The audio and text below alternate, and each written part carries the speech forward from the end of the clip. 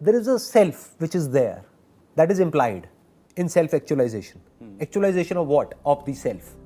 Now what is that self?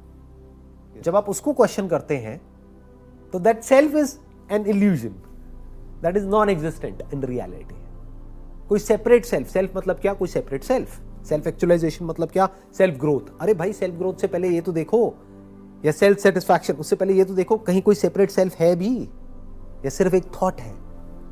और क्या thought के लेवल पर चाहे कुछ भी कर लो, क्या आपको कभी सेटिस्फैक्शन मिल सकती है? बिल्कुल ऐसा जैसे कि अगर आपके माइंड में कोई भी थॉट है तो क्या आपको नींद आ सकती है? या जब वो थॉट छूट जाता है तो नींद आ जाती है.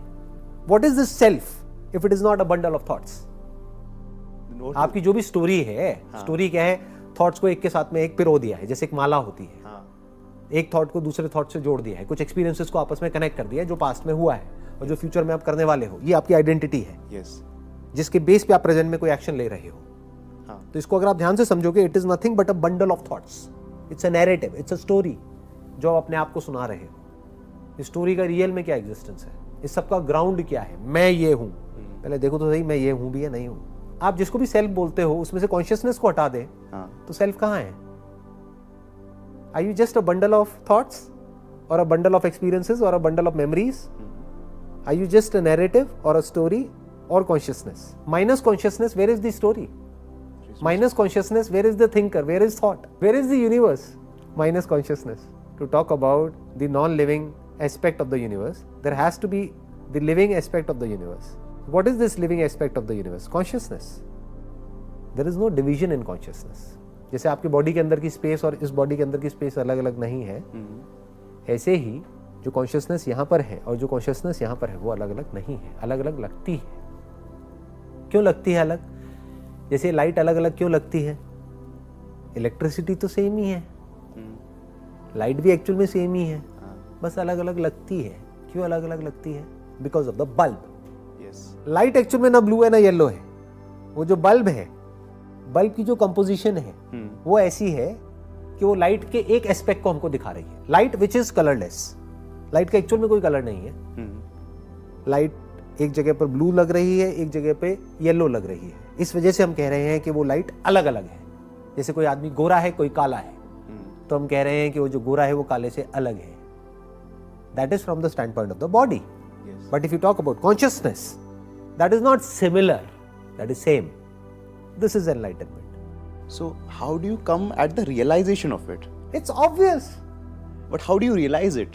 It's obvious. If you want to realize it, you can realize it now. If you don't want to realize it, आप दुनिया में भटकते रहोगे. बहुत लोग आपको तरह तरह की कहानियां सुनाने वाले मिलेंगे. ये दुनिया, this is full of sales people.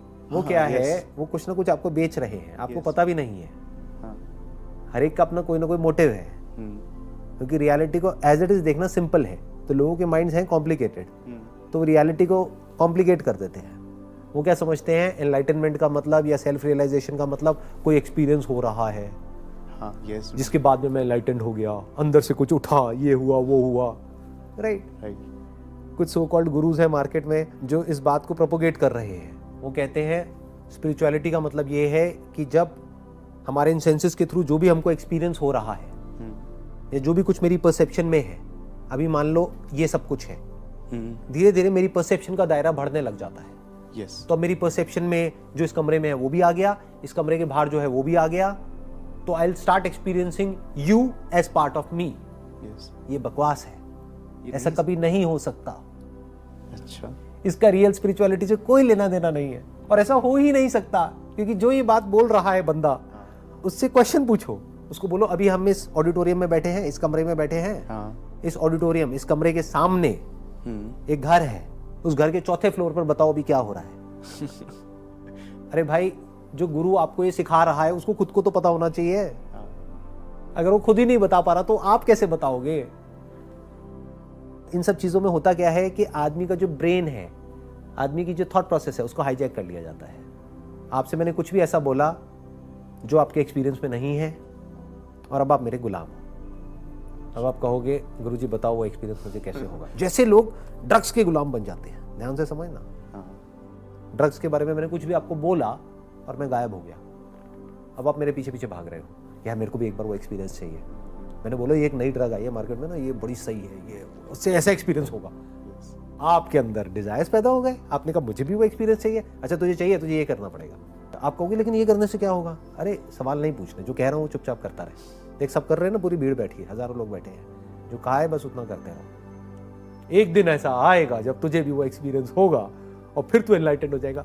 तो उनसे बोलो कि भाई एक्सपीरियंस से क्या होता है? It's not about experience. बहुत लोग हैं जिनको बहुत एक्सपीरियंस है लाइफ में, तरह तरह के एक्सपीरियंसेस हैं, उससे क्या होता है? It's about understanding.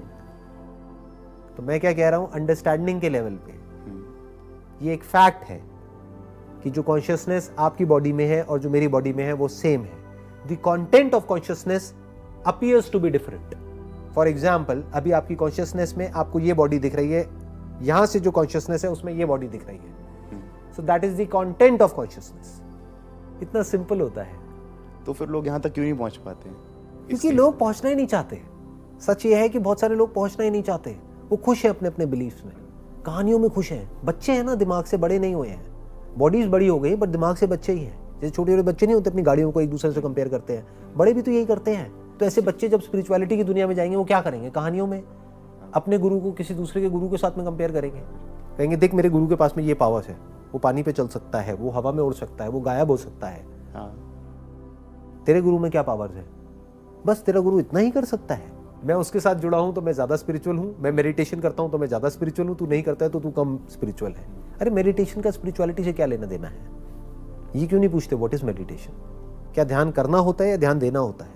क्या ये जो अभी मैंने फैक्ट बताया आपको इस लाइट के बारे में और इलेक्ट्रिसिटी के बारे में, इसके ऊपर क्या आपको आंख बंद करके मेडिटेशन करना है या आंख खोल करके देखना है कि एक्चुअल में रियलिटी क्या है? देखना है। That is meditation.